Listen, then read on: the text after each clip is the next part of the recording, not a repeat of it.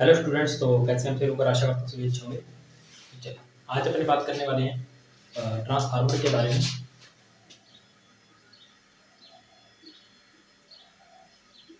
और इससे पहले ट्रांसफार्मर की हमारी एक वीडियो आ चुकी है, ये वाली, और इसे आप देख सकते हो और इसका लिंक भी मैंने डिस्क्रिप्शन के अंदर डाल दिया। तो ये है ट्रांसफार्मर का, आप बोल सकते हो पार्ट इसका जो फर्स्ट जो पार्ट था उसके अंदर मैंने क्या पढ़ा था कि ट्रांसफार्मर क्या होता है, उसका सिद्धांत क्या है, उसके आविष्कार कौन, और उसके जो आप बोल सकते हो कितने जो प्रकार हैं वो, ठीक है। और जहाँ तक हमने लास्ट वीडियो के अंदर उसके कनेक्शन देखे थे, तो इस वीडियो के अंदर अपने क्या करेंगे कि जो उसके जो टाइप थे, मतलब जो ट्रांसफार्मर के प्रकार थे, एक तो अपने उनको क्या डिटेल से पढ़ेंगे, और दूसरा उनका पैरेलल कनेक्शन, इनका ट्रांसफार्मर का, और एक ट्रांसफार्मर कनेक्शन। ये अपने जो है 3 पॉइंट इसके अंदर आज की वीडियो के अंदर पढ़ने वाले हैं,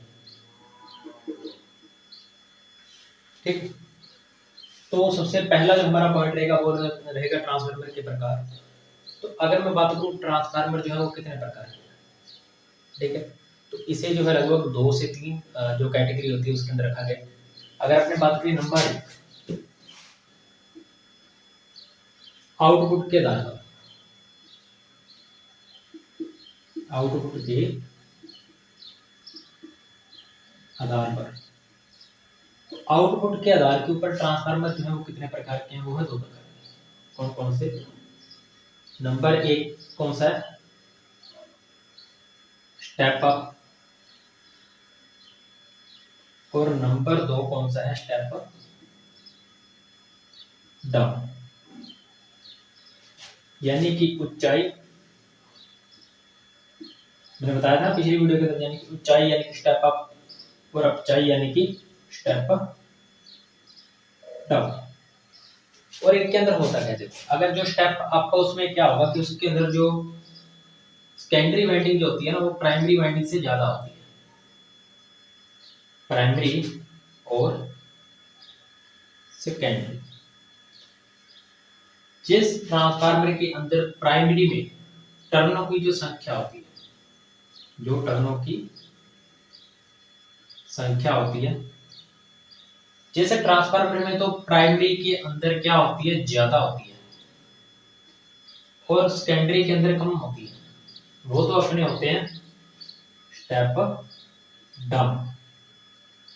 और जिनके अंदर टर्नों की संख्या प्राइमरी के अंदर कम होती है, सेकेंडरी के अंदर होती है ज्यादा, वो होते हैं स्टेप अप। यहां तक बात क्लियर थी। और इनको आप आउटपुट के आधार पर बोल सकते हो, या फिर आप बोल सकते हो ट्रांसमिशन अनुपात के आधार पर।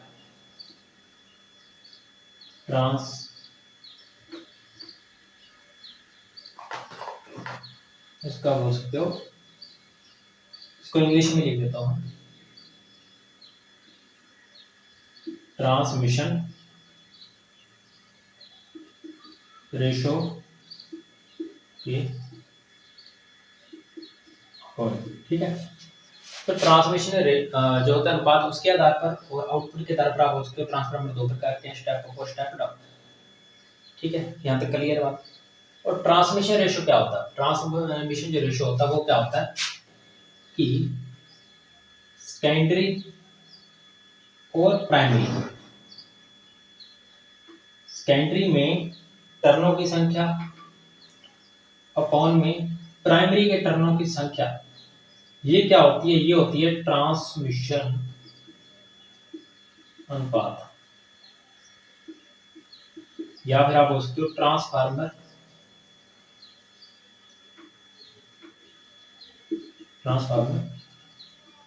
रेशो, ठीक है। या तो आप इसे बोल सकते हो कि जो ट्रांसमिशन रेशो होता है वो, ट्रांसमिशन अनुपात बोल सकते हो, या फिर ट्रांसफार्मर जो होता है रेशो वो बोल सकते हो कि सेकेंडरी वाइंडिंग के टर्नों की संख्या अपॉन में प्राइमरी वाइंडिंग के टर्नों की संख्या, उसका ट्रांसमिशन अनुपात या ट्रांसमिशन रेशो कहलाता है। जो अपना क्या होता है कि जैसे इसका जो मान आएगा, वो वैल्यू जैसी आएगी उसके अकॉर्डिंग ही स्टेप अप और स्टेप डाउन हो गया। अगर अपने बात करें कि अगर मैं इसके अंदर टर्नों की संख्या रख रहा हूँ 10 और इसके अंदर रख रहा हूँ सपोज करो इसमें मैंने रख दी इसको आप 20 करो, इसको मैंने रख दी 10, तो इसमें अगर कम है तो इसमें मैं 10 कर देता हूँ, इसमें 20 कर देता हूँ। अभी देखो अगर मैं निकालूंगा स्टेप डाउन का, तो स्टेप डाउन में क्या होगा कि एन एस अपॉन में एन टी, ये किसका है स्टेप डाउन का, तो स्टेप डाउन का निकालूंगा। स्टेप डाउन में क्या होगा N S upon N P, इसमें एन एस कितना है, एन एस है 10, एन पी कितना है 20, तो मैंने लगा दिया नीचे 20। 0 से 0 की मैं इसको काटूंगा तो कितना आएगा 0.5, तो इसकी जो वैल्यू है वो कितनी आई है 0.5, यानी कि 1 से क्या आई है कम आई। तो इसमें मतलब इसका मतलब क्या हो रहा है कि ये 1 था, इकाई इसको मानते हैं अपनी, और ये कम हो रहा है कितना 0.5, यानी कम हो रहा है, तो ये क्या हो गया स्टेप डाउन।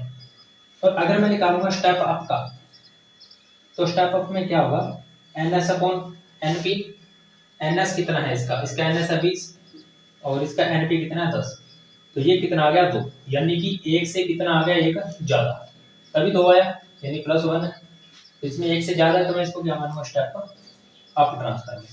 तो ये इसका रेशियो के आधार पर आप इसको इस प्रकार से समझ सकते हो, ट्रांसमिशन अनुपात जो होता है उसके आधार पर ट्रांसफार्मर 2 प्रकार के होते हैं, स्टेप अप और स्टेप डाउन। स्टेप अप होते हैं ऊंचाई ट्रांसफार्मर और स्टेप डाउन होते हैं ऊंचाई ट्रांसफार्मर। इसे आप इस तरीके से समझ सकते हो कि NS अपॉन NP जो होता है ट्रांसमिशन अनुपात, वो आप किस के जो है किसके अकॉर्डिंग आप उसको रख सकते हो। तो ये था उसका एक छोटा सा एग्जांपल आपके लिए, तो इससे आप पता लगा सकते हो कि स्टेप अप और स्टेप डाउन ट्रांसफार्मर वो कौन सा है। तो चलिए अब बढ़ते हैं आगे नेक्स्ट ट्रांसफार्मर पे। तो इसके जो प्रकार है वो मैं उस साइड में आपको साथ साथ में लिखता रहूंगा।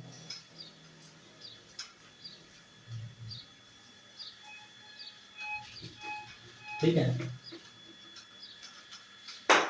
तो चलिए मैं इसको यहाँ लिख देता हूँ टाइप्स ऑफ ट्रांसफार्मर। नंबर 1 पे जो अपने पढ़े हैं वो कौन से थे, ट्रांसमिशन रेशो के आधार पर कौन कौन से थे, स्टेप अप व स्टेप डाउन। अब अपने पढ़ने वाले हैं नंबर 2 पे। नंबर 2 के ट्रांसफार्मर कौन से होते हैं, कोर के आधार पर, कोर के आधार पर जो ट्रांसफार्मर है वो 3 प्रकार के। क्यों 3 प्रकार के, क्योंकि जो हमारी कोर होती है वो कितने प्रकार की होती है, 3 प्रकार की होती है। नंबर 1 कौन से है, शेल टाइप। नंबर 1 पे आप लगाओ कोर टाइप, शेल को नंबर आपने 2 पे, इसमें आप लगाओ कोर टाइप। नंबर 1 का क्या होता है, कोर टाइप ही होता है। कोर टाइप कोर क्या होती है, कोर आप बोल सकते हो कि जो वाइंडिंग को बेस प्रदान करता है वो क्या कहलाता है, अपना कोर कहलाता है। ट्रांसफार्मर के अंदर प्राइमरी और सेकेंडरी वाइंडिंग को बेस प्रदान करने वाली, जो अपने बेस प्रदान करने के लिए जो चीज अपने यूज करते हैं उसे अपनी कोर बोलते हैं। और कोयल जो कोर होती है ये 3 प्रकार की होती है, जिसके आधार के ऊपर क्या ट्रांसफार्मर भी 3 प्रकार के होते हैं। नंबर 1 है अपना कोर टाइप। कोर टाइप में क्या होता है कि मैंने आपको बताया था कि जो कोर होती है, कोर को बनाने के लिए अपने क्या यूज करते हैं, स्टैंपिंग यूज करते हैं। क्या यूज करते हैं, स्टैंपिंग। इसको मैं हिंदी में लिख देता हूँ स्टैंपिंग। स्टैंपिंग क्या होती है, जैसे कि जो ई आई यू ए एल इस प्रकार की जो पत्तियां सी होती हैं, अगर आपने छोटे वाला एलीमीटर जिसको कभी खोला हो तो उसके अंदर देखा हुआ है पत्तियां से निकलती हैं पतली पतली, या तो वो ई के आकार की होंगी, आई होंगी, यू होंगी, ए होंगी, एल होंगी। तो उनको मिलाकर के वो स्टेनलेस स्टील की बत्तियां होती हैं, सॉरी सिलिकॉन स्टील की बत्तियां होती हैं।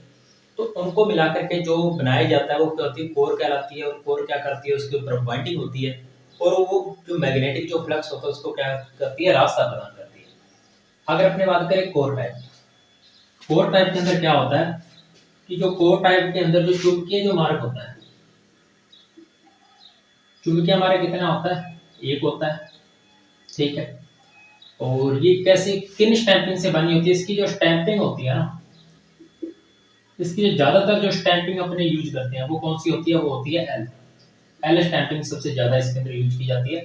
और ये जो ट्रांसफार्मर होते हैं ये अपने को स्टेप डाउन प्रकार के जो ट्रांसफार्मर होते हैं उनके अंदर इसका यूज सबसे ज्यादा किया जाता है। जो हमारी कोर टाइप जो ट्रांसफार्मर होते हैं उनके अंदर जो स्टैंपिंग यूज करते हैं वो अपने एल प्रकार की होती है। चुंबकीय मार्ग इसमें 1 होता है और स्टेप डाउन में यूज होते हैं। जैसे कि मैंने एक एल स्टैंपिंग यहाँ ले ली, ठीक है, दूसरी को मैंने इस प्रकार से रख दिया, ठीक है, तीसरी को मैंने इस प्रकार से रख दिया, इस प्रकार से कुछ, और चौथी को मैंने फिर से जो है यहाँ से लेकर कुछ इस प्रकार से रख दिया, ठीक है। मतलब मैं उसको ऐसे जोड़ जोड़ के उसका क्या है कि एक बॉक्स बना लूंगा जो मुझे कुछ इस प्रकार से जो है दिखाई देगा। आगे समझ में बात, मतलब एक को मैंने अभी कैसे रखा था, इसको समझो, बहुत ही आसान तरीका समझने का। एक मैंने पहले एल लिया जिसको मैंने ऐसे रखा, फिर एक मैंने एल और ले लिया जिसको मैंने इसके पास में ऐसे उल्टा रख दिया, ठीक है। फिर मैंने एक एल और लिया जिसको मैंने यहाँ से ऐसे रख दिया, इसको यहाँ से लेकर के और इसको ऐसे रख दिया, ठीक है। फिर एक मैंने एल और लिया जिसको मैंने यहाँ से रख दिया ऐसे। तो अभी क्या होगा, पहली बात तो ये इंटरलॉक की तरह एक दूसरे के अंदर को लग गया, दूसरी बात एक पूरा ये बॉक्स बन गया। तो अभी मैं क्या करूंगा, मैं इसके ऊपर यहाँ पे एक वाइंडिंग करूंगा और इसमें यहाँ पे एक वाइंडिंग करूंगा। एक साइड मेरी प्राइमरी हो जाएगी, एक साइड मेरी सेकेंडरी हो जाएगी। इसमें चुंबकीय मार्ग एक रहेगा, ठीक है, चुंबकीय मार्ग क्या रहेगा, एक रहेगा। और ये इस प्रकार की जो हमारी कोर होती है वो क्या होती है, हमारी कोर होती है, जिसे अपने कोर टाइप होती है, ठीक है। और कोर टाइप जो ट्रांसफार्मर होते हैं इनका यूज अपने स्टेप डाउन में करते हैं। स्टेप की इसके अंदर एल होती है, चुंबकीय मार्ग एक होता है, याद रहेगी ये बात। तो चलिए मैं यहाँ लेके देता हूँ। नंबर 2 था अपना कोर के आधार पर, और कोर के आधार पर नंबर 1 जो हमने पढ़ा है, ये नंबर इसको लगा देता हूँ, वो थे कोर टाइप। नंबर 2 पे अपने पढ़ने वाले हैं शेल टाइप। शेल टाइप में क्या होता है, जो शेल टाइप होता है ना, शेल टाइप, इनके अंदर क्या होता है कि जो आप बोल सकते हो जो स्टैंपिंग जो यूज की जाती है, इसके अंदर जो स्टैंपिंग यूज होती है वो ज्यादातर यूज होती है ई और आई। इसके अंदर जो स्टैंपिंग होती है वो ई और आई होती है, और इसके अंदर ए भी आप यूज कर सकते हो, ठीक है। इसके अंदर तीन जो स्टैंपिंग होती है वो आप यूज कर सकते हो। जो यू आकार की जो स्टैंपिंग होती है उसे आप कोर में भी यूज कर सकते हो। तो कोर के लिए जो आप स्टैंपिंग लिखोगे, कोर के लिए जो आप स्टैंपिंग लिखोगे तो उसको आप एल और यू लिख सकते हो। एल और यू प्रकार किसमें यूज होती है, यू ऐसे गुलाई वाला यू नहीं होता, यू ये वाला यू होता है इसके अंदर, इस प्रकार से। और ए जो होता है, ए कुछ इस प्रकार से बना होता है, इस प्रकार से, ठीक है। तो बस इसमें क्या होता है, कोर में तो क्या था, कोर के अंदर तो जो हमारा चुंबकीय जो मार्ग था वो सिंगल था, इसके अंदर चुंबकीय मार्ग एक था। शेल में क्या होता है, जो चुंबकीय जो मार्ग होते हैं ना, चुंबकीय मार्ग कितने हो जाते हैं, 2 होते हैं। स्टैंपिंग इसकी ई आई ए होती है, और इसे जो अपने यूज करते हैं वो करते हैं स्टेप अप और स्टेप डाउन दोनों। इनका यूज अक्सर बड़े ट्रांसफार्मरों के अंदर किया जाता है शेल टाइप का। इसमें चुंबकीय मार्ग 2 हो जाते हैं, ई आई ए इसके अंदर स्टैंपिंग जो यूज करते हैं, और स्टेप अप और स्टेप डाउन के लिए इनका यूज अपने ज्यादातर कर लेते हैं। और एक बात और, इसमें क्या होता है कि चुंबकीय मार्ग 2 हो जाने से इसके अंदर का जो फ्लक्स जो लीकेज होता है वो कम हो जाता है कोर के मुकाबले। कोर में फ्लक्स लीकेज ज्यादा होता है, क्योंकि देखो ये जो कुंडली है, अगर मैंने इसको यहाँ से लगा दिया और इसको यहाँ से लगा दिया, अंदर का फ्लक्स तो ठीक है कट जाएगा, लेकिन जो बाहर का जो फ्लक्स जाएगा ये अपना खराब हो जाएगा, ठीक है। और इसमें क्या होता है कि इसके अंदर चुंबकीय मार्ग 2 हो जाते हैं, तो थोड़ा सा जो फ्लक्स होता है वो बच जाता है। तो इसमें क्या होता है, इसके अंदर या तो कोई सी भी एक स्टैंपिंग आप उठा लो, इसके अंदर ज्यादातर यूज करते हैं ई और आई। जैसे मैंने ई जो स्टैंपिंग थी मैंने उसको ऐसे उल्टा रखा, सबसे पहले ई स्टैंपिंग को मैंने रख दिया उल्टा।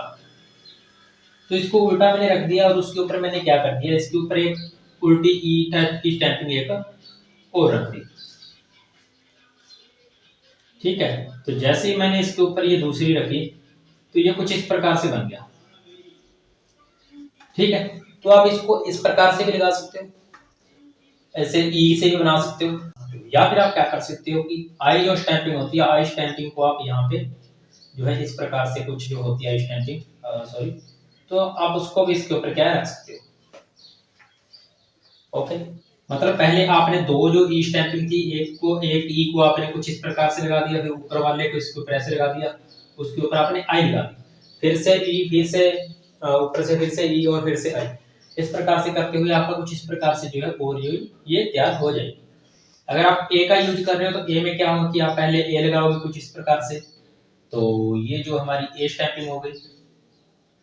ठीक है, इसके ऊपर फिर मैंने एक उल्टा ए लगा दिया, उल्टा जो मैंने ए लगाया वो कुछ इस प्रकार से इसके ऊपर यहाँ पे आ जाएगा। ठीक है, और ये कोर बन जाएगी, और उसके बाद में फिर से मैंने इसके ऊपर जो है आई एक रख दी। ठीक है, और इस प्रकार से ये भी कोर सेम टू सेम ऐसे ही तैयार हो जाएगी। तो इस कोर में क्या होता है कि एक वाइंडिंग जो होती है हमारी यहाँ पर होती है, ठीक है, और एक वाइंडिंग होती है यहाँ पे, और एक वाइंडिंग होती है यहाँ पे। इसमें जो है प्राइमरी वाइंडिंग को बीच में कर दिया जाता है, और ये दोनों की जो साइडों की वाइंडिंग होती है ये अपनी सेकेंडरी हो जाती है। और इससे जो है 3 फेज के लिए अगर अपने यूज कर रहे हैं तो तीनों के अंदर एक एक वाइंडिंग यहाँ पे स्थापित कर देते हैं, जिनमें क्या होता है कि इसके नीचे की जो वाइंडिंग होती है वो होती है प्राइमरी, इसके ऊपर जो है वो सेकेंडरी कर देते हैं। तो इस प्रकार से भी जो है इसको तो अंदर जो है आप वाइंडिंग कर सकते हो। ठीक है, और सिंगल फेस है तो सिंगल फेस में आप प्राइमरी को बीच में रख के सेकेंडरी को साइड में रख सकते हो। ठीक है, या फिर अगर आपको स्टेप डाउन चाहिए तो आप क्या कर सकते हो कि आप सेकेंडरी को बीच में रख करके और दोनों साइडों में जो प्राइमरी आप थोड़ी वाइंडिंग जो दे सकते हो। नहीं सॉरी, स्टेप अप के लिए जो है, स्टेप अप के लिए तो आपको क्या करना पड़ेगा कि आपको ज्यादा चाहिए फ्लक्स, तो फ्लक्स अगर आपको ज्यादा चाहिए तो आप क्या करोगे, प्राइमरी को बीच में रखो, और अगर स्टेप डाउन चाहिए, फ्लक्स आपको कम चाहिए तो आप जो है सेकेंडरी को जो है बीच में, तो सॉरी प्राइमरी को जो है बीच में रख सकते हैं। तो चलिए अब बढ़ते हैं आगे। ये हो गया हमारा कोर हो गया, शेल हो गया। अब नंबर 3 पे कौन सा है, बैरी टाइप। बैरी टाइप जो ट्रांसफार्मर होता है ना, इसका प्रयोग अपने ज्यादातर करते हैं बड़ी क्षमता के जो ट्रांसफार्मर होते हैं उनके, तो इसकी स्टैंपिंग मैं यहाँ पे लिख देता हूँ। और नंबर 3 का बैरी टाइप, इसके अंदर कोई भी स्टैंपिंग यूज नहीं होती।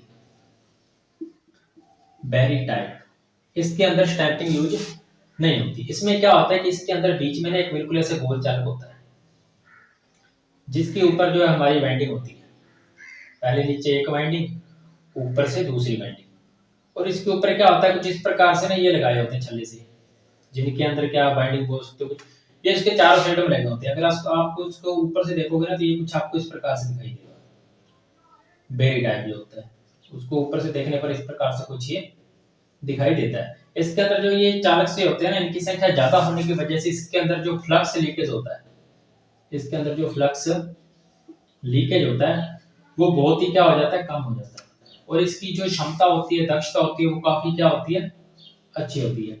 इसके साथ साथ में एक तो इसकी दक्षता अच्छी होती है, फ्लक्स लीकेज कम होता है, और दूसरा ये दोनों स्टेप अप और स्टेप डाउन में यूज होते हैं। ये स्टेप अप और स्टेप डाउन दोनों ही क्षमताओं के अंदर यूज होते हैं। बड़े ट्रांसफार्मरों के अंदर इसका उपयोग किया जाता है। तो यहाँ पे मैं लिख देता हूँ, बी पे अपने किया था शेल और सी पे अपने कर लिया बी। ये हो गए।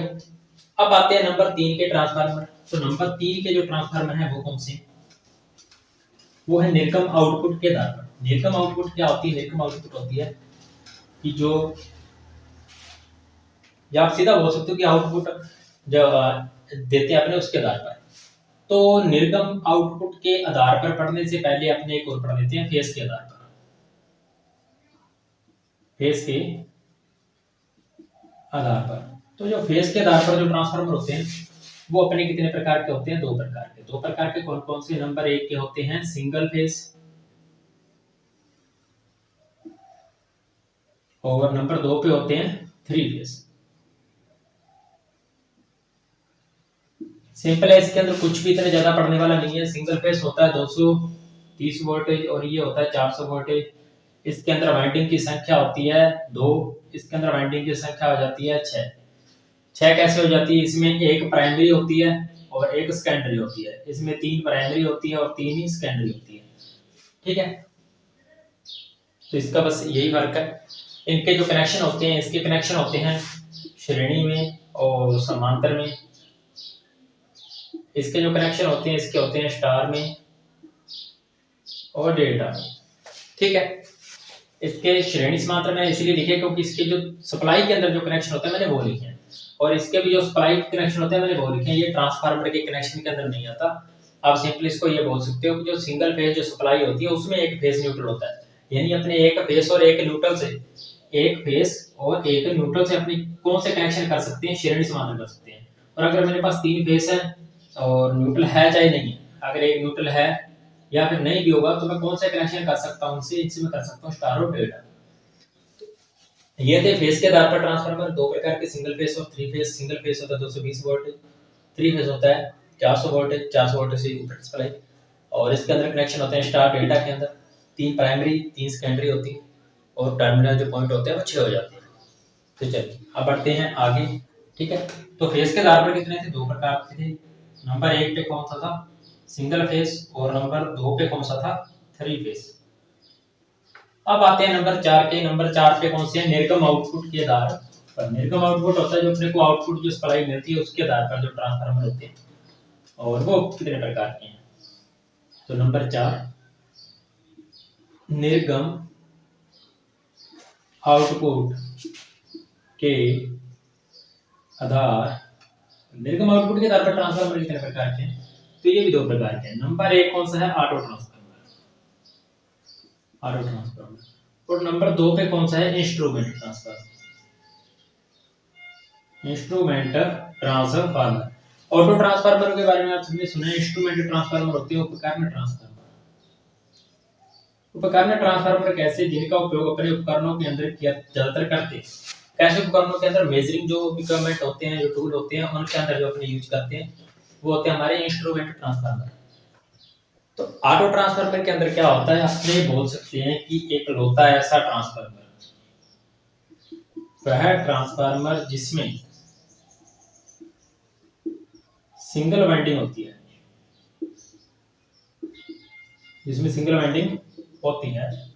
वो हमारा क्या होता है, ऑटो ट्रांसफार्मर होता है। इसमें क्या होता है कि इसके अंदर जैसे कि एक वाइंडिंग होती है, ठीक है, और एक वाइंडिंग के अंदर क्या कर देते हैं कि यहां से इसको जो है फेज दे देते हैं, ठीक है। और इसका जो दूसरा जो सिरा होता है बोल सकते हैं न्यूट्रल सिरा बोल सकते हैं, जो होता है जहां से सर्किट कंप्लीट हो जाता है, तो उसे जो है इसका जो है दूसरी जो सेकेंडरी जो वाइंडिंग होती है उसके साथ अपने जो है जोड़ देते हैं, जो आउटपुट की सप्लाई होती है उसके साथ में जोड़ देते हैं।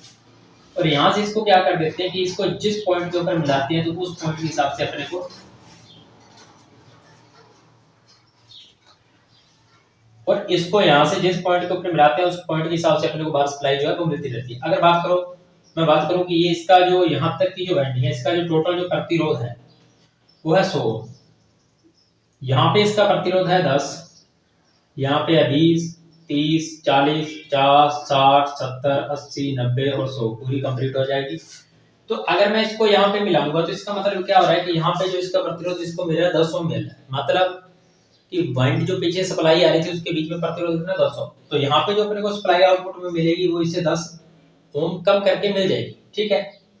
और अगर मैं इसको क्या करूंगा, इसको आगे लेके जाऊंगा, यहाँ तक लेके जाऊंगा, तो इसमें क्या होगा, इसमें प्रतिरोध का मान बढ़ जाएगा, ठीक है। और प्रतिरोध का मान बढ़ने से क्या होगा, सप्लाई थोड़ी और कम हो जाएगी, और जैसे जैसे मैं उधर जाता जाऊंगा मेरी जो वोल्टेज है वो धीरे धीरे क्या होती जाएगी, गिरती जाएगी, और वोल्टेज जो है वो काफी ज्यादा कम हो जाएगी। तो ये तो था स्टेप डाउन के लिए। इसमें एक्चुअल में होता क्या है, जो वाइंडिंग होती है ना उसके बीच में से जो टेपिंग जो निकाली जाती है, तो अपने को इसके बीच की जो टेपिंग होती है उसमें कुछ इस प्रकार की रेटिंग होती है जो अपने नॉर्मल यूज करते हैं, जैसे कि इसको अपने बीच में से ये अपने को जो है 200 वोल्टेज के आसपास की वोल्टेज जो अपने को दे देता है। उससे क्या होता है कि उससे अपने उसको स्टेप अप भी कर सकते हैं और स्टेप डाउन भी कर सकते हैं। अप में ये जाती है ज्यादा से ज्यादा 30%, अगर ये अपने को 200 पीछे से आ रही है, ठीक है, तो ये अपने को ज्यादा से ज्यादा कितनी प्रोवाइड करवा देगा कि अपने को इससे ज्यादा 30% और जो है प्रोवाइड करवा देगा। और 200 का जो 30% होता है वो कितना होता है, 60 होता है, तो ये 200 से अपने को 60 से 70 वोल्टेज जो है अपने को और जो है प्रोवाइड ये करवा देगा। और इसमें क्या होता है कि ज्यादा इसलिए अपने इसको स्टेप अप नहीं करते क्योंकि इसकी जो वाइंडिंग होती है वो सिंगल होती है, और ज्यादा पास में लेके जाने से वो शॉर्ट होकर के और जल वगैरह भी सकती है। तो उस कारण से क्या कर देते हैं कि इसको जो है इसको मीडियम रेंज के अंदर रखते हैं कि ज्यादा ना तो स्टेप डाउन करे और ना ही ज्यादा स्टेप अप करे, क्योंकि डाउन में जाएगा तो उसमें कोई दिक्कत है नहीं, और स्टेप अगर अप में जाएगा तो उसमें ये प्रॉब्लम अपने को कर सकता है, जिस कारण से ये उसी हिसाब की रेंज के बनाए जाते हैं। तो ये था ऑटो ट्रांसफार्मर जिसमें सिंगल वाइंडिंग होती है, जिसकी एक वाइंडिंग सेकेंडरी और प्राइमरी का कार्य करती है। इसमें एक सिरा प्राइमरी से जुड़ा होता है, दूसरा सिरा इसका जो है सेकेंडरी से जुड़ा होता है, और ये एक प्रकार का श्रेणी ट्रांसफार्मर होता है। इसे श्रेणी ट्रांसफार्मर बोलते हैं क्योंकि इसकी एक वाइंडिंग होने के कारण ये अपने एक सीधी रेखा के अंदर ही क्या कर देता है, ट्रांसफार्मर को जोड़ देता है। तो एक सीधी रेखा के अंदर अगर कोई चीज जुड़ रही है तो वो क्या हो जाती है, वो अपनी श्रेणी हो जाती है। इसी कारण से इसको श्रेणी ट्रांसफार्मर भी बोल देते हैं, क्योंकि जो दूसरे जितने भी ट्रांसफार्मर होते हैं उसमें अपने प्राइमरी और सेकेंडरी जो वाइंडिंग अपने होती है उनके ऊपर फेस न्यूट्रल अपने सीधे देते हैं। तो उससे क्या होता है कि उससे जो ट्रांसफार्मर होता है वो अपना समांतर के अंदर आ जाता है। हाँ, लेकिन उसको ये नहीं बोल सकते कि समांतर ट्रांसफार्मर है, लेकिन हाँ एक तरीके से वो होता है। और ये जो ट्रांसफार्मर होता है ये अपना श्रेणी होता है। तो चलिए अब बढ़ते हैं आगे। Instrument transformer. इंस्ट्रूमेंट ट्रांसफार्मर जो होते हैं, उपकरण जो ट्रांसफार्मर होते हैं, ये होते हैं दो प्रकार के। तो इसको मैं साफ कर लेता हूं थोड़ा सा।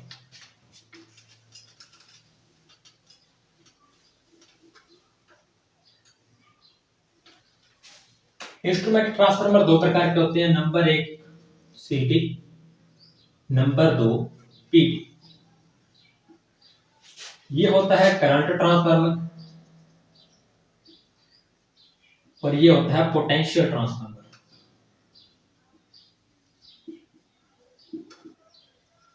करंट ट्रांसफार्मर क्या होता है, इसके अंदर आप सिर्फ इतना याद रखो कि वोल्ट जो अपने स्टेप अप और स्टेप डाउन करते हैं ना, ट्रांसफार्मर के अंदर जो अपने स्टेप अप और स्टेप डाउन करते हैं वो अपने किसको करते हैं, वो अपने करते हैं वोल्टेज को। ठीक है, वोल्टेज को करते हैं। तो इसके अंदर करंट ट्रांसफार्मर में क्या होता है कि इसके अंदर धारा जो एम्पेयर में जो मीटर होता है, एम्पेयर मीटर क्या करता है, ये धारा मापी होता है, धारा को मापता है। तो धारा मापी में अगर अपने हाई एम्पेयर की रेटिंग को अगर अपने मापना है छोटे मीटर के अंदर, तो उसको अपने मापने के लिए किसका यूज करेंगे, उसके अंदर अपने जो यूज करेंगे वो अपने यूज करेंगे सीटी ट्रांसफार्मर का, यानी कि करंट जो होता है ट्रांसफार्मर उसका उपयोग अपने करेंगे हाई वोल्टेज हाई रेटिंग की एम्पेयर मापने के लिए धारा मापी के अंदर। और इसकी जो रेटिंग होती है ये होती है लगभग इसके अंदर से जो धारा प्रवाहित होती है सॉरी वो होती है ज्यादातर 5 एम्पीयर। और इसके टर्नों की संख्या भी 1 से लेकर के 5 टर्न तक होती है। सीटी ट्रांसफार्मर में एम्पेयर जो जाती है उसके अंदर से वो 5 एम्पीयर तक होती है और टर्नों की संख्या 1 से लेकर के 5 एम्पीयर 5 टर्नों तक हो सकती है। और इस ये जो ट्रांसफार्मर होते हैं ये कौन से प्रकार के होते हैं, ये होते हैं स्टेप अप। ये धारा के मान को क्या कर देते हैं, कम कर देते हैं। और जहां पे धारा का मान कम हो जाता है वोल्टेज का मान बढ़ जाता है, तो वोल्टेज का मान बढ़ा देते हैं, जिससे क्या कर देते हैं उसको स्टेप अप बोल देते हैं। और ये किसमें यूज होता है, धारा मापने के अंदर यूज होती है हाई रेटिंग की धारा मापने के लिए। 5 एम्पीयर इसके अंदर से प्रवाहित होती है, 1 से लेकर के 5 तक इसके टर्नों की संख्या होती है। अब बात करें पीटी पोटेंशियल ट्रांसफार्मर, तो ये क्या होता है, ये वोल्टेज ट्रांसफार्मर या विभव ट्रांसफार्मर आप इसको बोल सकते हो। इसका यूज करते हैं हाई रेटिंग की वोल्टेज नापने के लिए। और ये जो ट्रांसफार्मर होते हैं ये कौन से प्रकार के होते हैं, ये स्टेप अप प्रकार के होते हैं, सॉरी स्टेप डाउन प्रकार के होते हैं। और स्टेप डाउन क्यों होते हैं, क्योंकि इसके अंदर जो वोल्टेज होती है उसके मान को कम किया जाता है ताकि अपने छोटे मीटर के ऊपर उसको क्या करें, माप सके। तो इसलिए अपने पीटी ट्रांसफार्मर का उपयोग करते हैं। तो ये थे इसके जो ट्रांसफार्मर के प्रकार, 4 प्रकार के थे। ट्रांसमिशन रेशियो के अनुपात आधार पर 2 प्रकार के थे, स्टेप अप और स्टेप डाउन। कोर के आधार पर 3 प्रकार के थे, कोर शेल बेरी। और फेज के आधार पर 2 प्रकार के थे, सिंगल फेज 3 फेज। निर्गम आउटपुट के आधार पर 2 प्रकार के थे, ऑटो और इंस्ट्रूमेंट ट्रांसफार्मर। और इंस्ट्रूमेंट भी 2 प्रकार के थे, सीटी और पीटी। अगर अपन बात करें इसके पैरेलल जो कनेक्शन होता है ट्रांसफार्मर का, तो ट्रांसफार्मर के पैरेलल कनेक्शन के अंदर एक्चुअल में होता क्या है, अगर मैं बात करूं कि अगर कोई भारी जो वस्तु होती है, जैसे सपोज करो कि 50 किलो का एक आपके सामने कोई गट्टा पड़ा हुआ है, बड़ा सा कोई वस्तु को वेट है 50 किलो, तो उसको आपने उठा करके कहीं लेकर के जाना है, ठीक है। और आप उसको उठा तो लेते हो लेकिन उसको ज्यादा दूर तक नहीं लेके जा सकते, तो आपने क्या किया, एक बंदे का और का सहारा ले लिया। तो अभी आप क्या करोगे कि आप दोनों जने उसको उठा करके लेके जा रहे हो, 25-25 किलो दोनों को आ गया, तो आप आराम से उसको ले जाओगे। अगर आप में से कोई एक ये बोले कि मैं अब थक गया हूं तो मेरे से ज्यादा नहीं उठाया जाता, तो वो दूसरा उसको कुछ टाइम तक उठाने के लिए या तो वो उठा लेगा या फिर कुछ टाइम तक उसको होल्ड कर लेगा। मतलब वो आपकी सहायता कर देगा, आपको फीडबैक कर देगा, ठीक है, फीडबैक दे देगा आपको कि आप जो है उस वस्तु को वहां तक जो पहुंचा सके, ठीक है। और उसमें क्या होता है कि एक तो लोड को ट्रांसफार्मर के अंदर कि लोड को ऐसे इसके क्या क्या कर देते हैं, जैसे दो लगा देते हैं समांतर में, मतलब लोड जो होता है वो बंट जाता है दो भागों के अंदर, और लोड जो होता है एक के ऊपर ज्यादा नहीं आता, मतलब दोनों के ऊपर जो है मीडियम मीडियम आएगा। और अगर उनमें से एक खराब हो जाता है तो दूसरा जो है कुछ टाइम तक उस लोड को झेल लेगा, जिससे क्या होगा कि हमारी जो प्रणाली है वो ठप नहीं होगी। ठीक है, इसीलिए क्या कर देते हैं, दो ट्रांसफार्मरों को सप्लाई में एक साथ चलाना क्या कहलाता है, पैरेलल ट्रांसफार्मर कहलाता है। और इस ट्रांसफार्मर को पैरेलली चलाने के लिए, दो ट्रांसफार्मरों को एक साथ चलाने के लिए इसकी कुछ शर्तें होती हैं, जिनके अंदर क्या हो सकता है कि उनकी जो पावर रेटिंग होती है वो सेम होनी चाहिए, वोल्टेज उनकी सेम होनी चाहिए, धारा रेटिंग सेम होनी चाहिए, उनकी क्षमता जो है वो सेम होनी चाहिए। ये क्या होनी चाहिए, सब कुछ इनका सेम होना चाहिए। ठीक है, मतलब जो स्टेप अप है या स्टेप डाउन है वो एक प्रकृति के होने चाहिए। ऐसा नहीं होना चाहिए कि एक स्टेप लगा दिया, एक स्टेप अप लगा दिया और एक स्टेप डाउन लगा दिया, तो उसका कोई तालमेल बैठेगा नहीं। ठीक है, तो वो खराब हो सकते हैं। तो उसको इस प्रकार से लगाना चाहिए कि दोनों के अंदर क्या हो, समानता हो, तो फिर उसको क्या अपने पैरेलली उसको चला सकते हैं। ठीक है, और इसके अलावा भी इसके जैसे कई इसके फायदे और भी हैं, जैसे कि पावर फैक्टर इससे लाइन का सुधर जाता है। ठीक है, अगर पीछे से कोई लाइन आ रही है, अगर सपोज करो मैंने यहाँ से इसको 100 वोल्टेज दी थी और ये लाइन के बीच बीच में जाते जाते यहाँ पे 90 वोल्टेज रहेगी, तो यहाँ पे जो अपना ट्रांसफार्मर लगा होगा तो वो क्या कर देगा, वो इसको 90 से फिर से क्या कर देगा, 100 कर देगा। तो इसीलिए भी इसको यूज करते हैं कि पहला ट्रांसफार्मर सप्लाई को कंप्लीट करे, दूसरा उसको अच्छी तरीके से डिस्ट्रीब्यूट भी कर सकता है। तो ये कई समांतर प्रचालन के कई फायदे भी हैं, और अगर उनमें से किसी एक का भी तालमेल खराब हुआ तो वो दूसरे को भी क्या खराब भी कर सकता है। तो इसके कुछ नुकसान भी है। तो ये विधि जो है काफी महंगी भी होती है। और ट्रांसफार्मर क्या होती है कि अगर एक बार ट्रांसफार्मर खराब हो जाए तो उसको बदलना काफी मुश्किल होता है, क्योंकि काफी ज्यादा कॉस्टली होते हैं। तो इसी कारण से क्या कर देते हैं कि ज्यादातर छोटे दो ट्रांसफार्मर लेकर के उनको समांतर में लगा देते हैं, और जिससे क्या होता है कि जो लोड होता है वो निरंतर एक जो है चाल के साथ चलता रहता है, और अपने को कोई जो है दिक्कत भी नहीं होती। तो ये थे इसके पैरेलल कनेक्शन। तो अपने दो पॉइंट हो गए हैं, ट्रांसफार्मर के प्रकार और पैरेलल कनेक्शन। अब आते हैं ट्रांसफार्मर के कनेक्शन। उस दिन जो अपने कनेक्शन किए थे वो हमने किए थे स्टार स्टार और स्टार डेल्टा। उस दिन जो है हमने दो कनेक्शन किए थे, एक तो किए थे स्टार स्टार और एक किए थे स्टार डेल्टा। तो मैं आपको बता दूं, जो स्टार जो कनेक्शन होते थे, स्टार कनेक्शन क्या था कि इसके अंदर जैसे कि एक वाइंडिंग और दूसरी वाइंडिंग और तीसरी वाइंडिंग, तीनों वाइंडिंग के एक एक सिरे कॉमन थे, और ये पॉइंट अपना न्यूट्रल निकल गया था। ये हमारा फेज 1 था, फेज 2 और फेज 3। और अगर अपने बात करें डेल्टा में, तो डेल्टा में क्या था, डेल्टा के अंदर एक वाइंडिंग, दूसरी वाइंडिंग और तीसरी वाइंडिंग एक बिल्कुल ऐसे त्रिभुज के ऊपर जुड़ी हुई थी, जिसमें दो दो पॉइंट वाइंडिंगों के शॉर्ट थे। ठीक है, तो ये हमारा था फेज 1, फेज 2 और फेज 3। इसमें अपने को न्यूट्रल पॉइंट नहीं मिलता, इसमें न्यूट्रल पॉइंट मिल जाता था। और मैंने आपको उसके करेक्शन भी बताए थे, क्योंकि ट्रांसफार्मर जो होता है वो हम उसका जो हमारा सिंबल होता है वो कुछ इस प्रकार से होता है। ठीक है, तो मैंने आपको ये अच्छी तरीके से ये बता दिया था। तो इसके अगर अपने कनेक्शन करेंगे तो कैसे करेंगे, अगर मैं आज आपको जो कनेक्शन कराने वाला हूँ वो है डेल्टा डेल्टा डेल्टा डेल्टा और डेल्टा स्टार और डेल्टा स्टार। तो चलिए सबसे पहले अपने जो है ऊपर तीन वाइंडिंग बना लेते हैं। ठीक है, और ये आ गया इसके बीच में कोर, आप बोल सकते हो। ये इसकी एक वाइंडिंग, दूसरी वाइंडिंग और तीसरी वाइंडिंग। ये मेरी वाइंडिंग है आर, ये है वाई और ये है बी। ये है मेरी वी सॉरी यू, ये है वी और ये है डब्ल्यू। तो मैं इसको रखूंगा R1, ये मेरा हो जाएगा R2, ये Y1, ये हो जाएगा Y2, ये B1 और ये हो जाएगा B2। तो ये हो जाएगा U1, ये हो जाएगा U2, B1, B2, W1 और W2। अब देखो स्टार में क्या था, स्टार के अंदर सब पॉइंट तीनों के एक एक सेम थे। तो मैंने ये आपको पिछली वीडियो के अंदर बताया था, ये पूरा का पूरा उसके अंदर डिटेल में पूरी जो पीछे की वीडियो है, ये जो वीडियो आपको ऊपर दिखाई दे रही है ना इधर वाली, इसमें क्या है कि आप इसको देखो पहले जाकर के, उसके अंदर ये आपको अच्छे तरीके से डिटेल से समझाया हुआ। तो मैंने आपको वहां पे ये दो कनेक्शन करवाए थे, मैंने बोला था कि अगली वीडियो के अंदर मैं आपको ये दो करवा दूंगा, बचे हुए ये दोनों। तो आज मैं आपको ये करवा रहा हूं। और अगर आपको ये देखने हैं पीछे वाले तो आप जो वीडियो देख सकते हैं, मैंने डिस्क्रिप्शन के अंदर उसका लिंक है जो वो डाल दिया। तो चलिए अब मुझे इसके एक एक पॉइंट कॉमन करना है, तो मैं कौन से पॉइंट करूँ? मैं चलो वन वन पॉइंट है सबके कॉमन करता हूँ। R1 कॉमन कर दिया, सॉरी अपने कौन से कनेक्शन कर रहे हैं, अपने कनेक्शन कर रहे हैं डेल्टा। तो डेल्टा में देखेंगे दो दो पॉइंट सबके कॉमन है, तो दो दो पॉइंट मैंने कॉमन करने, तो मैं कोई से भी दो दो पॉइंट सबके कॉमन कर दूंगा, पॉइंट भी कॉमन कर दूंगा।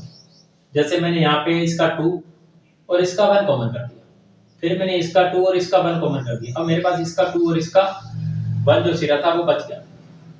अब मैं क्या करूंगा, अभी मेरे को 3 फेस देने हैं, ये मेरा फेस 1 और ये फेस 2 और ये फेस 3। तो मेरे को एक पॉइंट मैं यहीं से उठा लूंगा और एक पॉइंट में ये फेस 3 दे दूंगा, दूसरा पॉइंट मैं यहाँ से उठाऊंगा, ठीक है, और ये मैंने दे दिया फेस 2, तीसरा पॉइंट मैंने यहाँ से उठाया और ये मैंने दे दिया फेस 1। तो अभी ये मेरा होगा यहाँ पे फेस 1, ये मेरा होगा यहाँ पे फेस 2 और ये मेरा होगा यहाँ पे फेस 3। ऊपर का मेरा डेल्टा के अंदर हो गया, मुझे नीचे भी करना है। जैसे मैंने ऊपर किया सेम टू सेम कनेक्शन मैं नीचे करूंगा, तो U2 V1 V2 W1 W2 V1, यहां से एक पॉइंट उठाया फेस 1, दूसरा फेस 2, तीसरा फेस 3। ये तो था मेरा डेल्टा डेल्टा कनेक्शन। अब मुझे करना है delta star connection, delta delta हो गया, मुझे डेल्टा स्टार करना है। तो अभी मैं नीचे की जो वाइंडिंग है उसके कनेक्शन को साफ करके और इसके नीचे जो स्टार जो कनेक्शन है वो करूंगा। तो अभी मैं इसके अंदर क्या करने वाला हूँ, अभी मेरे को क्या करना है कि तीनों वाइंडिंगों के एक एक सिरे कॉमन करने हैं और उसे न्यूट्रल बनाना है। तो मैं तीनों के एक एक सिरे कॉमन कर दूंगा, तो मैं जो है 2 सिरे से हमके कॉमन कर U2 V2 और W2 मैंने कॉमन कर लिया और मैंने इसी कॉमन पॉइंट के ऊपर निकाल करके इसको क्या दे दिया, न्यूट्रल दे दिया। तो अभी बचे हुए सिरे के ऊपर मैंने क्या देनी है, लाइनें देनी है। तो मैं U जो 1 है इसको मैं रखूंगा लाइन 1 या बोल सकते हो फेस 1, ठीक है, और इसको जो है मैं करने वाला हूँ लाइन फेस 2 और इसको जो मैं करने वाला हूँ फेस 3। तो ये हो गए मेरे कनेक्शन स्टार डेल्टा डेल्टा और डेल्टा स्टार। और तीनों अपने टॉपिक कंप्लीट हो चुके हैं। ट्रांसफार्मर के प्रकार, पैरेलल कनेक्शन और ट्रांसफार्मर कनेक्शन। तो ट्रांसफार्मर का जो चैप्टर था वो यही कंप्लीट होता है।